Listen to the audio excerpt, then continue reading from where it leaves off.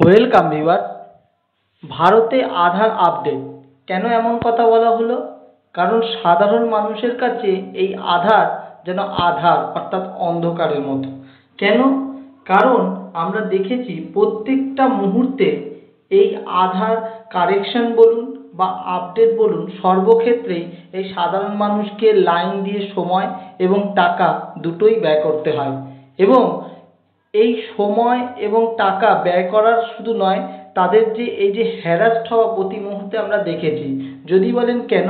কারণ যে কোনো একটা কারেকশন করতে গেলে আমাদের ছুটতে হয় নির্দিষ্ট কয়েকটি সেন্টার করে দেওয়া সেরকম জায়গাতে, এবং সেই সেন্টারগুলোতে গিয়ে নাম নথিভুক্ত করলে, আজ করলে 1 মাস পরে ডেট পাওয়া বা তারও বেশি ধরে ডেট পাওয়া, বা লাইন তো আছেই বলুন, অনেকটা সময় ধরে তাদেরকে লাইন দিতে হয়। এবং টাকা হিসেবেও সেন্টার বা কেন্দ্র থেকে একটা ন্যূনতম টাকা 50 টাকা হিসেবে সাধারণ মানুষের উপর চাপিয়ে দেওয়া হচ্ছে। এবং যে যে সেন্টারে ধরুন কাজগুলো করা হচ্ছে, সেই সেন্টারও কিছু কিছু ক্ষেত্রে দেখা যাচ্ছে তারা আদার্স প্রসেসিং ফিজ হিসেবেও একটা টাকা নিয়ে নিচ্ছে। এবং এইভাবে একদম সাধারণ মানুষের কাছে এই টাকা বলুন বা সময় দুটো ক্ষেত্রেই কিন্তু ব্যয় হচ্ছে। যাই হোক, কেন এই বিষয় উঠে এলো? কারণ আপনারা জানেন যে কেন্দ্র থেকে আধার আপডেটের ক্ষেত্রে কিন্তু একটা নোটিফিকেশন জারি হয়েছিল। কি ক্ষেত্রে? না, 10 বছর আগে তৈরি যে সমস্ত আধার কার্ড আছে সেই আধার কার্ডগুলোকে আপডেট করতে হবে, এবং যার সময়সীমা ছিল 14ই সেপ্টেম্বর 2024, এবং যা গত 14/9/2024 পেরিয়ে গেছে। এবং ইউআইডিএআই পক্ষ থেকে বা আধার দপ্তরের পক্ষ থেকে কিন্তু আবার সেই সময়কে এক্সটেন্ড করা হয়েছে।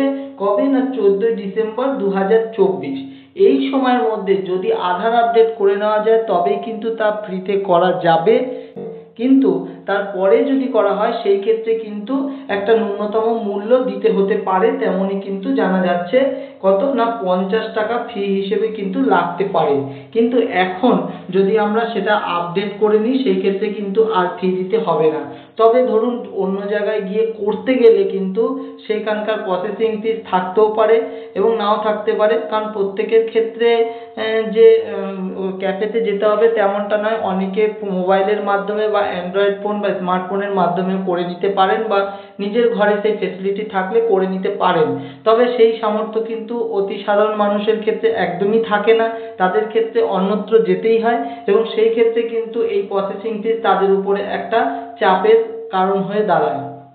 যাই হোক, সেই বিষয়টি কিন্তু আরেকটু বলি যে এই আধার আপডেটের ক্ষেত্রে কি করতে হবে না, পরিচয়পত্র বা ঠিকানা এই যে নথি সেটাকে পুনরায় আপডেট করতে হবে। যেটি ধরুন ওখানে বলা থাকে দুটি জিনিস আপডেশনের ক্ষেত্রে লেগে থাকে। একটি হচ্ছে প্রুফ অফ আইডেন্টিটি, আরেকটি হচ্ছে প্রুফ অফ অ্যাড্রেস। এই দুটি জিনিস ওখানে সাবমিট করতে হয়। এই সাবমিশনের ক্ষেত্রে একটি বিষয় মনে রাখতে হবে যে এখানে কিন্তু কোনো কারেকশন নয়। যদি কোনো কারেকশন থাকে সেই ক্ষেত্রে কিন্তু ফিস দিয়েই আপনাকে কারেকশন করতে হবে। এখানে শুধুমাত্র যেটা আপনার আছে সেটাকেই পুনরায় সেই তথ্য ডকুমেন্ট আপলোড করে সাবমিট করলে তবে কিন্তু সেটি আপডেট হিসেবে গণ্য হবে।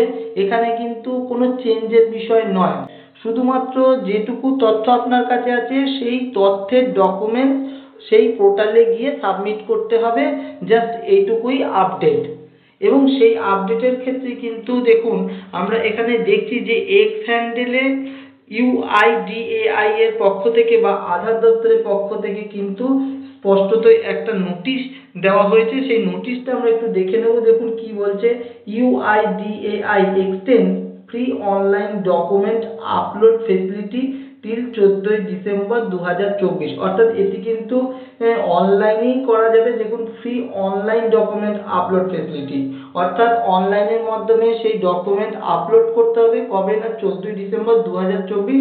এটাকে এক্সটেন্ড করা হচ্ছে ওই পর্যন্ত, কারণ আমরা এর আগেই বললাম যে এটি কিন্তু 14ই সেপ্টেম্বর 2024 পর্যন্ত ছিল এবং বাড়িয়ে 14ই ডিসেম্বর 2024 করা হচ্ছে। এটি কিন্তু এক্স হ্যান্ডেলে আধার দপ্তরের পক্ষ থেকে কিন্তু জানানো হয়েছে। এবং যদি এই ডেটের মধ্যে না করা হয় সেই ক্ষেত্রে 50 টাকা বাবদ ফি লাগতে পারে, তেমনই কিন্তু বলা হয়েছে। এবং এই প্রসঙ্গে বলি যে আপনার আধার কার্ড 10 বছরের আগের কিনা কি করে বুঝবেন? ধরুন আমাদের এইটি যদি একটি আধার কার্ড হয়, সেই আমাদের আধার কার্ডের মূল যে অংশটি, এই যে ক্রস মার্ক আছে সেই জায়গাটির একদম বাঁ দিকে সাইড করে দেখুন ইস্যু ডেট বলে যে জায়গাটি আছে, সেখানের এই সালটি আপনি দেখতে হবে এবং এই সালটি দেখলেই কিন্তু আমরা বুঝতে পারবো 10 বছর ক্রস করেছে কিনা। যদি 10 বছরের আগে হয়ে থাকে তবে সেই ক্ষেত্রে কিন্তু অবশ্যই আমাদেরকে আধার আপডেট করাতে হবে। কবে না 14ই ডিসেম্বর 2024-এর মধ্যে, এমনই কিন্তু বলা হয়েছে ইউআইডিএআই বা আধার দপ্তরের পক্ষ থেকে। ধন্যবাদ।